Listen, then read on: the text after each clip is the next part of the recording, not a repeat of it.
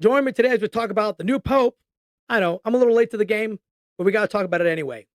The tariff war is over, I believe, with China. That's a good thing for the United States. Pharmaceuticals are going to be going way down. And guess what? People are getting investigated and they don't even know it. Stick around. You just might learn something.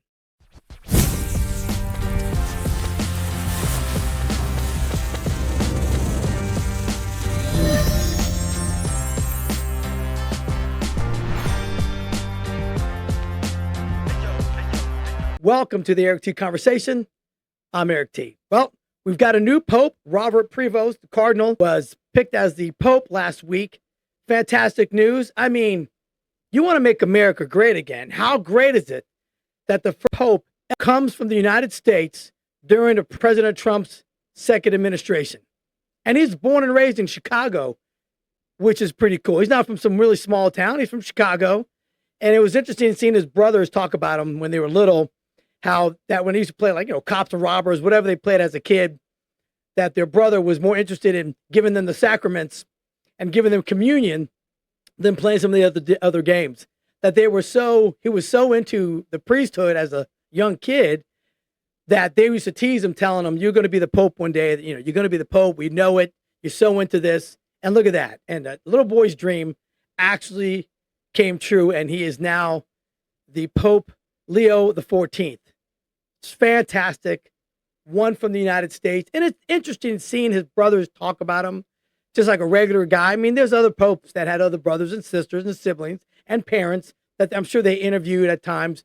But coming from America, when, they speak English, which is very rare. Some of the priests speak several languages. Pope Leo speaks, I believe, four or five different languages. And he's an extremely dedicated individual. So the left and the right always try to claim some religious figure. As soon as you get a new pope, we got to see which way the guy leans. Well, facts really matter. Apparently his family is Republican. His brother had a few posts about Nancy Pelosi that were kind of really negative against her. Pope Leo has voted Republican in mostly every election that he's been here in the United States. But of course, he is the Pope and he was a cardinal and bishop and all that stuff. So he was very critical on the Trump administration as far as the immigration stuff is concerned. And I get it. That's not really a ding to me. Most religious figures that are of that stature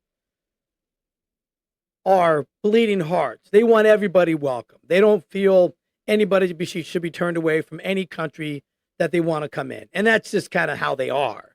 You're never going to find a pope that says, we got to shut down the border. That's just not going to happen. Popes, religious figures that are that high up don't typically do that. They want everybody welcome. So maybe he's more of a right-leaning pope than he is left. His brothers certainly seem to be that way. It's all good. But we finally got one here in the United States. Great news. I think things are just going to get better and better from here. Well, the war of the negotiations with that sea country have finally ended. Or we got some kind of baseline what's going to be happening. Now on here, I got to be really careful. If you say that T word for goods and services that are passed back and forth through different countries, this platform dings everybody. And all of a sudden, videos and clips that I had that get, several hundred to a couple thousand views, get 5, 10 views. That's it. So I got to be very careful. So I'm going to kind of say this in code so people kind of understand where I'm coming from. So the negotiations as this weekend ended with the sea country. And I guess it ended on a good note. They're all going to release their T's as far as all the other countries. The United States is going to drop from 145 down to 30%. And the sea country is going to drop from 125 to, I believe, 10% on our goods that are going over there. Now, there's a few things that are going to work out. This is going to be paused and agreed upon for 90 days as they work more on making these things permanent and negotiate some other agreements to make things better for everybody. And we knew this was going to happen. Senator Rand Paul owes Donald Trump a huge apology because he tried to make a bill and failed to try to rein in Trump's tariff policies. This has never happened before. Never. It's never happened before. He tried to rein in President Trump's tea policies. And it failed in the Senate, and that's great. The problem is you got these guys in the House and the Senate that have never ran a business. They've never done serious negotiations to the tune of hundreds of millions of dollars. And President Trump had done that. And he was willing to stick it out to make America better off as far as the tea stuff is concerned with the goods that are going from one country to another. And it worked. So Rand Paul owes Donald Trump an apology. And everybody else that was criticizing him owes him an apology. And it's never going to happen. You're not going to get anybody on the left saying, you know what? Trump was right. It worked. But no one's ever done it before. No one had the balls to just tear that Band-Aid off and say, we got to do this full steam ahead. Because if we don't do it now, it's never going to get done. And he's got a couple of announcements that he went through over the weekend. Pharmaceutical industry, that's going to be a huge plus for us. Apparently, he's going to reduce immediately the price of prescription medication from 30 to 80%. Right now, I guess he came out and said it's about 59% across the board prescription medications that are going to be brought down immediately with his executive order. So pain medicines and medications that people absolutely need, it's going to be a positive thing. Now, this also came out with all these negotiations for the pharmaceuticals. The United States has been subsidizing all these other countries. When you go to Mexico, you go to Canada, you go to Europe, you can get all these prescriptions for a tenth of the price that you pay here in the United States. And the reason why is because the United States is paying such a high rate for these medications, it is subsidizing these other countries, so it allows them to have the price much lower. I guess Trump has a buddy who was a good big businessman, and he's taking the fat shot. And he told Trump, he called him up and he said, hey, President Trump, I'm here in Europe and I get the fat shot. I got it here for $80. When I get it in the United States, it's anywhere from $1,200 to $1,400 for that one shot. That's insane. From $80 to $1,200. And the pharmaceutical companies know what they're doing. They know what they're doing. And these med companies know what they're doing. They're doing it on purpose. And no one's ever called them to the carpet and made them accountable. So we're going to start seeing all these meds start dropping like rocks and make it more affordable for people that absolutely need some of these meds.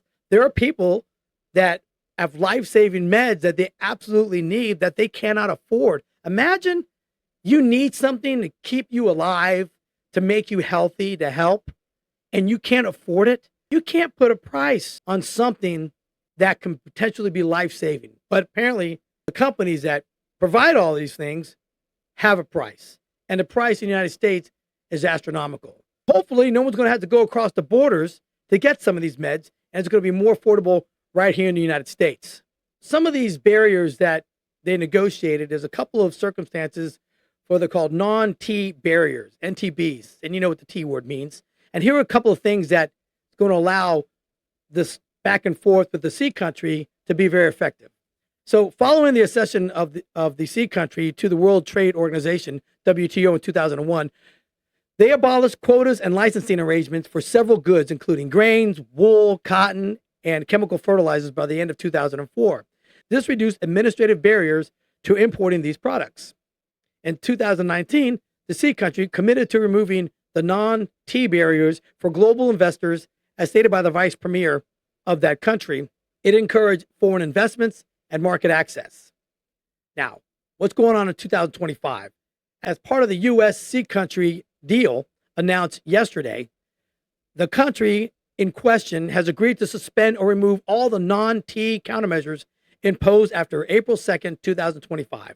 These include export controls, import ban and restrictions, anti-dumping probes, and blacklisting of U.S. firms. That is part of the negotiations that went behind the scenes that people really aren't talking about. That makes it very profitable for us.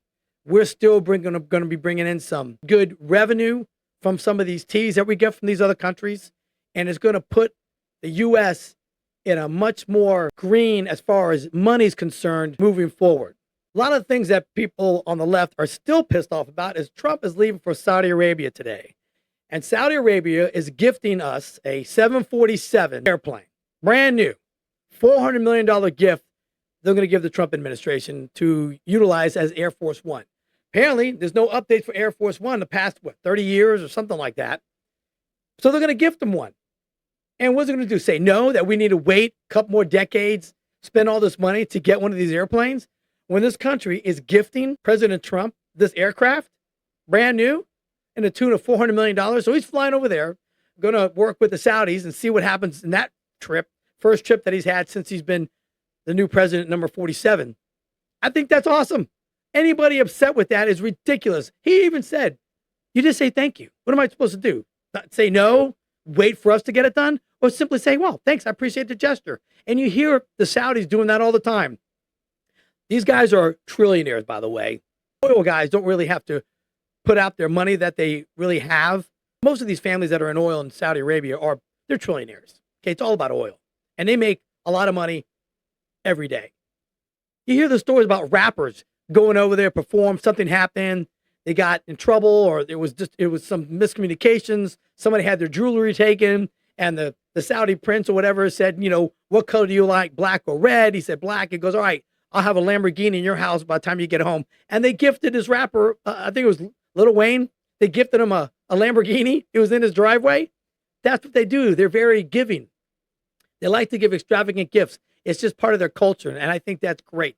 I believe Trump should get the airplane and just set the left on fire, because no matter what he does, works on T deals, gets meds down lower, gets a free airplane, gas prices are down, egg prices are down, the stock market today is booming, crypto today is booming, XRP is up like 15% in the last 12 hours. Everything is going exactly how it's supposed to be laid out. The only problem is Congress is not acting. So you got the Speaker of the House, you got the Senate Majority Leader, and they're both touting all these accomplishments that the United States is doing, but they haven't done jack shit about it. They're not having votes. They're supposed to codify the Doge cuts last week. All those cuts that Doge was making and getting rid of them. They were supposed to vote on that, and they went to recess for a couple more days. They took the rest of the week off. Congress and the Senate aren't doing anything. They had an opportunity last week to vote on the crypto bill, and Senate, it didn't pass. We had about 3 or 4 senators on the right voted against it as well. So it didn't pass, like 47 to 52, something like that. But it was like about a handful of senators that voted against it that didn't let that pass. So now we got to start all over the crypto crap again. Hopefully Congress will get their ass in gear and get that stuff passed by August, because that's when Trump wants to sign those new crypto regulations and the new stablecoin bills. But Congress and the Senate aren't doing anything to codify all these changes that Trump is making. He's doing a lot of it through executive order, and which is fine. It gets it done quickly, and then you put it into a bill and you vote on it, you pass it, and then it becomes law. But that's not happening with Congress and the Senate. They are sitting on their hands over and over again and not taking care of what they should be taking care of. They've been off like 90% of the time since Trump has been in office. What are they doing? Everybody's pissed off about it. And every time they tweet that, oh, things are going great, they just get hammered, because we know they're not doing anything in Congress. They're taking vacations. The Speaker of the House, Mike Johnson, is terrible. I don't know what kind of man this guy is, but he doesn't seem like much of a leader, because he is not getting anything done or anything passed. The big, beautiful bill is just sitting there. I wish people would start calling their congressmen, calling their senators, and start complaining and tap dance on their desks to make sure they codify all of these bills that are on their desk ready to get passed. So all the things that Trump is doing can't be undone with a wave of the hand.